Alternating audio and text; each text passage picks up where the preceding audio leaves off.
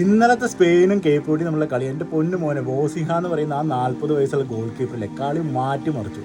പുള്ളിയുടെ ഒറ്റ കഴിവുകൊണ്ടാണ് ഇന്നലത്തെ കളി നൈസായിട്ട് സ്പെയിൻ സമനില പിടിക്കേണ്ടി വന്നത്. അല്ലെങ്കിൽ അടിച്ച് നശിപ്പിച്ച് പോകേണ്ട ഒരു കളിയാണ്. പുള്ളി എത്ര ഗോളാണ് പുള്ളി സേവ് ചെയ്ത്. ഗോൾ പൊസിഷൻ 80% നമ്മൾ കാണുന്നതന്നെയില്ല. നമ്മൾ കാണുന്നത് എപ്പോഴും ഈ ഗോൾ കീപ്പറിനെയാണ്. കാരണം പുള്ളി ഗോൾ പിടിക്കുന്നു, അങ്ങോട്ട് ചാടുന്നു ഇങ്ങോട്ട് ചാടുന്നു. ഇത് മാത്രമായിരുന്നു നമ്മൾ ഇന്നലെ ടി വിയിൽ കണ്ടിരുന്നത്. വെറും 20% മാത്രമാണ് കേപ്പ് വെർഡിൻ്റെ കയ്യിൽ ബോൾ കിട്ടിയെന്ന് തന്നെ പറയാം. അതുപോലെ തന്നെ 40 വയസ്സുള്ള ആ ഒരു വ്യക്തി ആദ്യത്തെ വേൾഡ് കപ്പ് കളിക്കുകയാണ്. എന്നിട്ട് ഇപ്പോൾ ഈ വേൾഡ് കപ്പിലെ ആദ്യത്തെ താരോദയമായി അദ്ദേഹം മാറി എന്നുള്ളതാണ്. എത്രയും ഒരു മനുഷ്യ ആ പുള്ളി പറയുന്നത് പുള്ളിയുടെ അമ്മയ്ക്ക് വേൾഡ് കപ്പ് കാണാൻ വരാൻ പറ്റില്ല, കാരണം അതിനുള്ള കാശ് ഞങ്ങളുടെ കയ്യിലില്ല. ഇത്രയും വിസ ചിലവാക്കി ടിക്കറ്റ് പൈസ ചിലവാക്കിയിട്ട് ഈ വേൾഡ് കപ്പ് കാണാൻ അമ്മയ്ക്കും കൂടി കാണണമെന്ന് എനിക്കുണ്ടായിരുന്നു. പക്ഷേ അതിനുള്ള സാധ്യത ഞങ്ങൾക്ക് ഉണ്ടായില്ല. അത്രയ്ക്കും ഒരു അവസ്ഥയിൽ നിന്ന് വരുന്ന ഒരാളാണ്. അങ്ങനെ ഒരാൾക്ക് ഇത്രയും നന്നായി കളിക്കാനും അദ്ദേഹം തന്നെ പറഞ്ഞ പോലെ ഈ സ്വപ്നം സാക്ഷാത്കരിച്ച് ഞാൻ ഈ വേൾഡ് കപ്പ് കളിക്കുന്നതോടുകൂടി തന്നെ ഇപ്പോൾ ഇത്രയും നന്നായി കളിച്ചപ്പോൾ പിന്നെ അത് പറയാനില്ല എന്നാണ് അദ്ദേഹം പറഞ്ഞത്.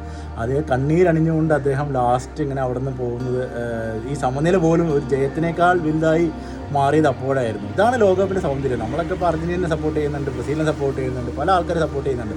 പക്ഷേ വേൾഡ് കപ്പിൽ ഇങ്ങനെ ഉദിക്കുന്ന ഓരോ താരോദയങ്ങളും അല്ലെങ്കിൽ താരങ്ങളുമാണ് വേൾഡ് കപ്പിൻ്റെ സൗന്ദര്യം. എന്തായാലും ഇനിയും നമുക്ക് പ്രതീക്ഷിക്കാം കൂടുതൽ താരങ്ങളും കൂടുതൽ അവിസ്മരണീയമായ മുഹൂർത്തങ്ങളും വേൾഡ് കപ്പിൽ ഉണ്ടാവും. അതിനുവേണ്ടി നമുക്ക് കാത്തിരിക്കാം.